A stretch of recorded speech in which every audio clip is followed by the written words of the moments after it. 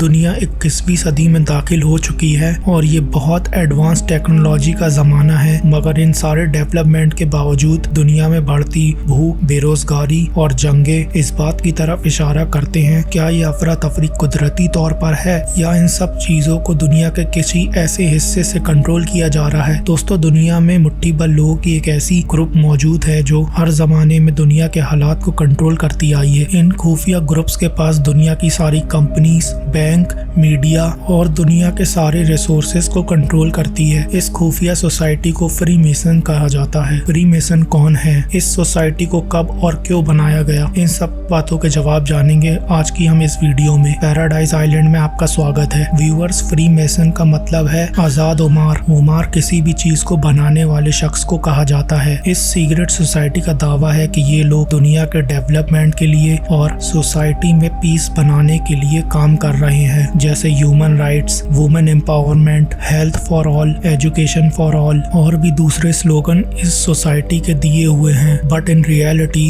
इन सारी चीजों से दूर दूर तक इस सोसाइटी का कोई ताल्लुक नहीं है। ये बातें सिर्फ एक धोखा है और दुनिया को बेवकूफ बनाने की साजिश है ताकि इस धोखे के पर्दे में रहकर ये अपने खुफिया काम को जारी रख सकें। ये लोग दुनिया की बड़ी बड़ी पोस्ट पर मौजूद हैं और ये लोग दुनिया के अपने आप को बहुत ज़हीन तरीन इंसान मानते हैं। पहले ये लोग खुफिया तरीके से काम किया करते थे, मगर अब इन लोगों ने अपने काम को दुनिया के सामने खुल्लम खुल्ला रख के पेश कर दिया है और दुनिया में जगह जगह फ्री मेसनरी स्कूल बन चुके हैं जहां इनकी मेंटेलिटी और दूसरे लोगों तक पहुंचाया जा रहा है। इस सीक्रेट सोसाइटी के ज्यादातर लोग दुनिया के अमीर तरीन लोग हैं। इसके बावजूद ये लोग दुनिया के NGOs में काम कर रहे हैं और वहां से इकट्ठा होने वाली अपनी खुफिया डोनेशन को ये अपने काम के लिए इस्तेमाल करते हैं। इस सोसाइटी के डबल स्टैंडर्ड का अंदाजा इस बात से भी लगाया जा सकता है कि एक तरफ तो फ्री मेसन्स वुमेन एम्पावरमेंट की बात करते हैं और दूसरी तरफ किसी औरत को फ्री मेसनरी में दाखिले की इजाजत नहीं है। आमतौर पर ये समझा जाता है कि फ्री मेसन्स सोसाइटी 1717 में इंग्लैंड में स्टैब्लिश हुई, पर यह अंदाजा बिल्कुल गलत है, क्योंकि अगर हम इजिप्शियंस पर गौर करें तो इस सोसाइटी का नाम फेरोनों के नाम से जा मिलता है, जो कि आज से 4 से 5,000 साल पहले गुजरे हैं। क्योंकि इस सोसाइटी के काम में काफी हद तक इजिप्शियंस की झलक नजर आती है। इन लोगों ने नस्ल दर नस्ल इस सोसाइटी के लिए काम किया और इसे इतना मजबूत करके खड़ा कर दिया जहां ये आज कायम है। और इस सोसाइटी के पास दुनिया के तमाम मसाइल मौजूद हैं। फ्री मेसन नामी इस खुफिया सोसाइटी की शुरुआत कहां से शुरू हुई और इसका इतिहास क्या है? अगर हमें इसकी हिस्ट्री को जानना है तो हमें क्रूसेडर्स की हिस्ट्री पढ़ना पड़ेगा, क्योंकि यहीं पर इनका असली चेहरा सामने सबके आया। दोस्तों, 1035 में जब क्रिश्चियन पोप ने मुसलमानों के खिलाफ जंगों का आगाज किया, जिसे पास्ट में सलीबी जंगे कहा जाता है, नाइट टेम्पलर नामी एक ग्रुप ने इस जंग में बढ़ चढ़ कर हिस्सा लिया, जिनका मकसद मुसलमानों से यरूशलेम को आजाद करवाना था। और इस तरह 1096 में यरूशलेम पर क्रिश्चियंस का कब्जा हो गया। इस खून खराबे को अंजाम देने में वो लोग थे जो क्रिश्चियन आर्मी से बिल्कुल अलग थलग रहते थे, और इस खून खराबे को अंजाम देने में ईसाइयों के साथ ये ग्रुप सबसे पहले नंबर पे शामिल थे। ये लोग अपने आप को ईसाई बताते थे, मगर सच्चाई तो ये थी कि ये लोग यहूदी थे और ये वही लोग थे जिन्होंने झूठ और साजिशों के जरिए मुसलमानों और ईसाइयों में जंग करवाई थी। दोस्तों, इस जमाने में यहूदियों की ये फौज नाइट टेम्पलर्स के नाम से मशहूर थी, मगर मुसलमानों से जंगों के बाद ये लोग अपना रहा साथ दम भी खोने लगे, तो अपने वजूद को बरकरार रखने के लिए इन्हीं ईसाइयों में शामिल हो गए और इन्हीं ईसाइयों की ताकत इस्तेमाल करके इन्हें मुसलमानों से लड़वाया जाए। और जब ईसाई ये जंग जीत जाएंगे तब ये नाइट टेम्पलर नामी यहूदी अपने आप को जाहिर करेंगे और तमाम रिसोर्सेज पर कब्जा कर लेंगे। बस इसी वजह से नाइट टेम्पलर्स ने ईसाइयों के साथ इस जंग में बढ़ चढ़ कर हिस्सा लिया। जब यरूशलेम पर ईसाइयों का कब्जा हो गया तो इन यहूदियों ने मस्जिद अक्सा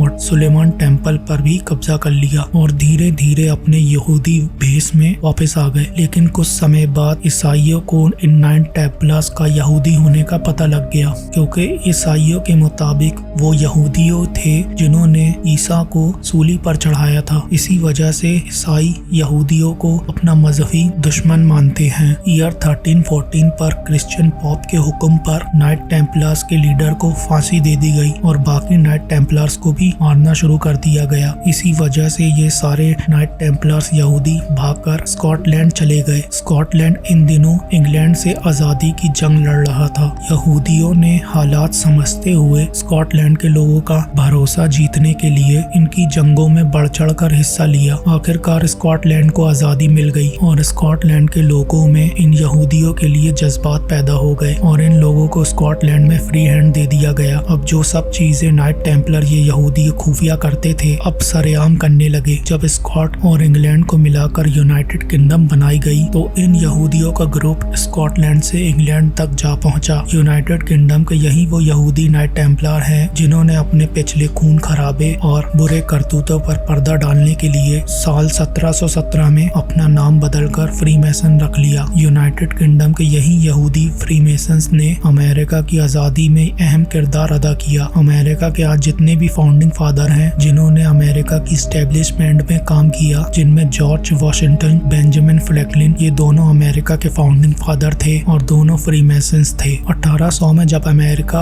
अपनी जंग की आजादी के लिए लड़ रहा था तो इस वक्त फ्रीमेसन्स ने अपनी तमाम पॉलिसियां तय कर ली थी, जिसके अंदर सारे वो पहलू शामिल किए गए थे जिससे आने वाला अमेरिका फ्रीमेसन्स के कंट्रोल में रहेगा। और सारी 19वीं सदी में ये फ्रीमेसन्स कोशिश करते रहे वो एक ऐसा बैंकिंग सिस्टम लाएं जिसके जरिए वो पूरा अमेरिका को कंट्रोल कर सके। और जिस अमेरिकन लीडर ने इनको रोकने की कोशिश की उनको मरवा दिया गया। अब्राहम लिंकन इनकी सबसे बड़ी मिसाल है। 20वीं सेंचुरी में यही हाल वॉशिंगटन के जॉन कैनेडी के साथ भी हुआ। यूनाइटेड किंगडम के इन्हीं यहूदियों ने एक अलग कंट्री की डिमांड करी, यानी इजराइल की, और इजराइल के बनने के बाद दुनिया भर के यहूदियों को इजराइल में लाकर आबाद किया। अब यहाँ अहम सवाल दिमाग पर आता है कि फ्रीमेसन्स ने दुनिया की सारी रिसोर्सेज पर कब्जा कैसे किया। ये सब बैंकिंग सिस्टम के जरिए मुमकिन हुआ, क्योंकि दुनिया को कंट्रोल करने के लिए सबसे पहले दुनिया की इकोनॉमी कंट्रोल करनी जरूरी है। हम सब जानते हैं कि दुनिया पहले सोने और चांदी के सिक्कों के जरिए चलती थी और हर कंट्री की करेंसी सोने और चांदी के सिक्के ही हुआ करते थे। इसीलिए फ्रीमेसन्स ने इस दौलत को कंट्रोल करने के लिए बैंकिंग सिस्टम को स्टेब्लिश करवाया और इंटरेस्ट को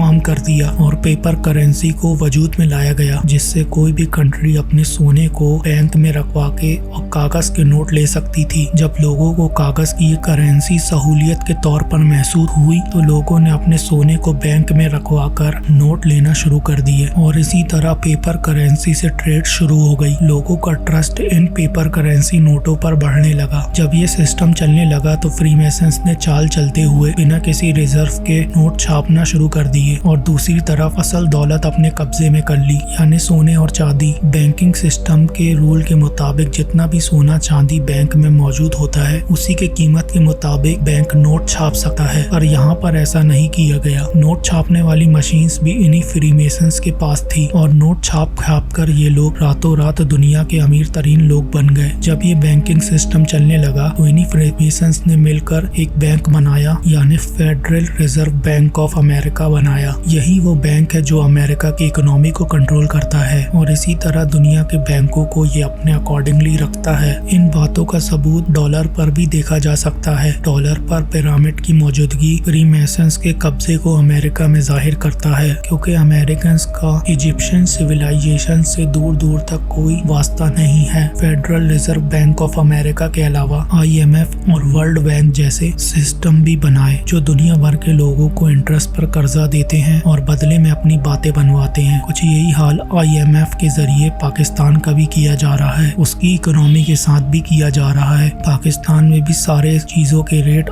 आसमान को छू रहे हैं और इन सब के पीछे यही लोगों का हाथ है और इन्हीं सिस्टम्स के जरिए दुनिया भर की गवर्नमेंट को भी कंट्रोल में रखा जाता है। और अब आते हैं फ्रीमेसन्स नामी इन सोसाइटी को बनाने के मकसद की तरफ, जो आपको हैरान करने के लिए काफी है। फ्रीमेसन्स नामी इन सोसाइटी में शामिल है दुनिया भर में एक हुकूमत कायम करना और इसके जरिए दुनिया भर की सारी कंट्रीज की हुकूमत को कंट्रोल करना, जो कि इन सारे अमीर लोगों के कयाम के बाद कुछ हद तक कामयाब नजर आते हैं। दुनिया के सारे रिसोर्सेज पर कब्जा करना इन फ्रीमेसन्स के प्लान में शामिल है। उसके अलावा दुनिया की आबादी को कम करना और दुनिया में वन वन आई हाई पावर के लिए रास्ता तैयार करना, यानी एक आंख वाले शख्स के लिए सब चीजें पहले से सेट करना। इस्लामिक स्कॉलर्स के मुताबिक ये एक आंख वाला शख्स दज्जाल है, यानी एंटी क्राइस्ट, और फ्री मैसन्स इसे अपना सुप्रीम लीडर मानते हैं और इसके अराइव का इंतजार ये लोग सदियों से कर रहे हैं। फ्री मैसन्स को पहचानने के लिए बहुत से सिंबल्स और लोगो भी मौजूद हैं और इन लोगों के लिए इनके सिंबल्स बहुत ज्यादा अहमियत रखते हैं क्योंकि इनकी तमाम एजुकेशन इनके सिंबल पर ही पेस्ट करती हैं और ये सिंबल ज्यादातर मशहूर ट्रायंगल यानी कि वन आइड सिंबल जो कि इनकी मूवीज में, न्यूज में, कार्टून्स में देखे जा सकते हैं। उसके अलावा बहुत से टेम्पल्स में भी ये लोगो देखे गए हैं। मीडिया में भी बहुत से शोज और मूवीज भी फ्रीमैसन्स के लोगो और इनकी सिस्टम के तहत दिखाई जाती है, जिसके जरिए लोगों की माइंड प्रोग्रामिंग की जाती है और इनके सबकॉन्शियस माइंड को अपने आने वाले मकसद के लिए तैयार किया जाता है। मिसाल के तौर पर इंडिया का मशहूर शो बिग बॉस, इस शो में एक आंख के सिंबल की मौजूदगी से ये जाहिर होता है कि ये शो को चलाने वाले फ्रीमैसन्स के ही मेंबर हैं। Freemasons media houses, fashion industry, Hollywood industry और बॉलीवुड इंडस्ट्री, मीडिया इंडस्ट्री, इन सब जगह पर फ्रीमैसन्स मौजूद हैं और वो दुनिया के सारे प्रोडक्ट्स को भी कंट्रोल करते हैं। हर जगह फ्रीमैसन्स मौजूद हैं और वो दुनिया के सारे हालात देख रहे हैं और इंतजार कर रहे हैं तो अपने मसीहा के आने का, क्योंकि इनके मुताबिक जब वो आएगा तो सारी दुनिया में इनकी हुकूमत कायम हो जाएगी। दोस्तों, ज्यादातर लोग इल्यूमिनाटी और फ्रीमैसन्स को एक ही चीज समझ लेते हैं। दोनों के मकसद में और सिंबल्स में काफी फर्क है। आने वाली वीडियो में इस फर्क को समझेंगे। इस इंफॉर्मेशन को ज्यादा से ज्यादा शेयर करें और लोगों को अलर्ट करने में मदद करें। मुझे उम्मीद है कि आपको आज की ये वीडियो काफी इंफॉर्मेटिव लगी होगी। वीडियो पसंद आया तो वीडियो को लाइक करें, सब्सक्राइब करें और दूसरों में शेयर भी करें। मैं मिलूंगा ऐसे ही आपसे अगली एक वीडियो में। तब तक के लिए सी या।